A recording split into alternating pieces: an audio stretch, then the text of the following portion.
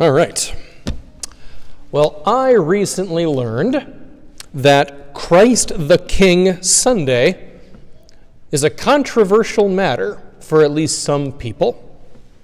A few months ago, I was talking with a chaplain of the Lutheran variety, and she explained that Christ the King was a very problematic concept, and she avoided it in her preaching whenever possible. And that was surprising to hear, because I'm a man and a Catholic and a person who just enjoys that era of history in general, kings and castles and knights and all that. So the idea of kings has never been bothersome to me, and I still don't really understand the issue. I try, but it bounces off my thick skull. Whether you have the same attitude or the exact opposite, our take on the kingliness of Jesus as Catholics, it's really not a problematic thing at all. So, parents, if I've baptized one of your kids, you've heard all this before, take an 8-minute nap, you're fine. For the rest of you, here's the deal.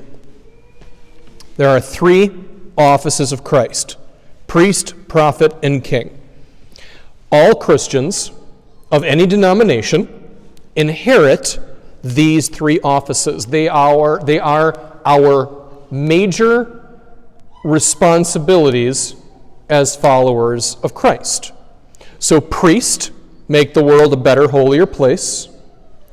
Prophet, speak on behalf of God, aka tell the truth. And king, a little harder to interpret, but king, make good decisions that affect other people. Because when you think about it, we don't celebrate kings because they inherited power from their fathers. We celebrate kings because they're leaders. So if you choose to go to the gym because you need exercise, you're not being a leader. I mean, that's a good decision, but it doesn't affect anyone besides yourself. Now, if you take your kids to the gym because you know they need the exercise, that's more of a kingly kind of thought. The great thing about the offices of Christ is that they acknowledge the fact that we all have a role to play. All of us are priests in our own way. We make the world a better place in our own way. We all bear witness to the truth in a world that is apparently made of lies and built on deceptions. I tell you, a person who truly, really believes in truth as a value, that's not the norm. You are special if you hold that in your heart. And you're all kings. In your tiny daily life ways, you are all kings because all people make decisions that affect other people.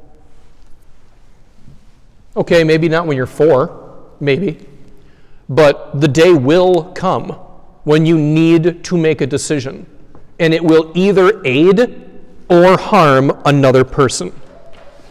Will you try to be a good leader?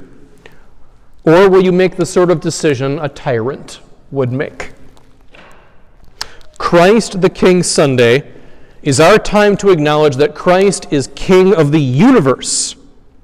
He makes decisions that affect literally all of creation. That is not an offensive idea. Regardless of what you think about kings, it is our basic belief that there is no part of creation that is alien or foreign to him. Non-Christian countries may not honor him the way we do, but he remains king of heaven and earth. His act of dying on the cross, it affected them as surely as it affects us, because a good king loves every subject. even those who aren't as appreciative as he would like them to be. So that brings us to the practical advice of the day. Always good to include that when possible. In order to be the best king you can be, consider what your lotus of control is. Read about that a couple of months ago. I don't know why they call it that, by the way, lotus of control. Sounds weird. That was what the term was. I'm going to be consistent. So your lotus of control is either internal or external. If you have an external lotus of control, then you're the kind of person that blames other things for your failures and errors. It's always someone else's fault. You are a victim of circumstance every time. If you have an internal lotus of control, that means that you're the kind of person who takes responsibility for their life. When you make a mistake, you answer for it. When things don't work out, you question what you might have done differently. In short, you accept your decisions as your own, the good and the bad alike.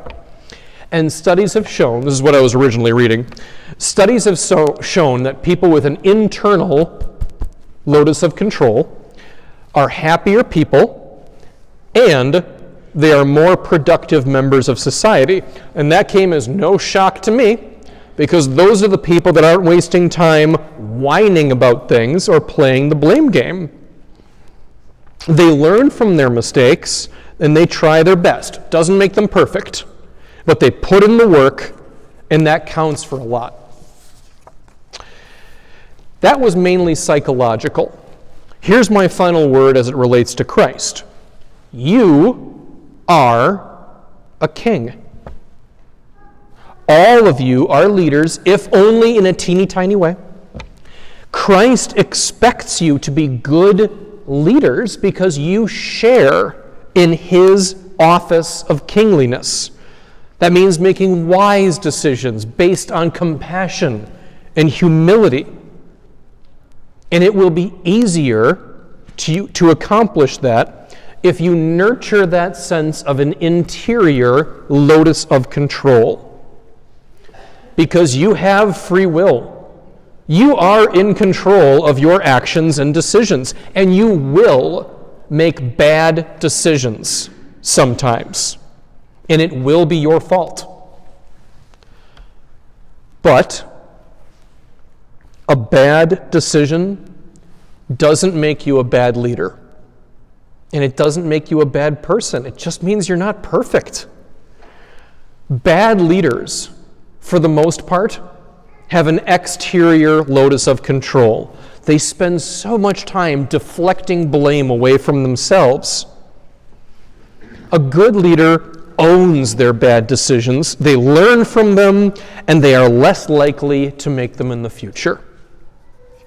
Christ does not expect you to be perfect, but you share in his kingliness by virtue of your baptism, because you have the power to bring goodness into the world.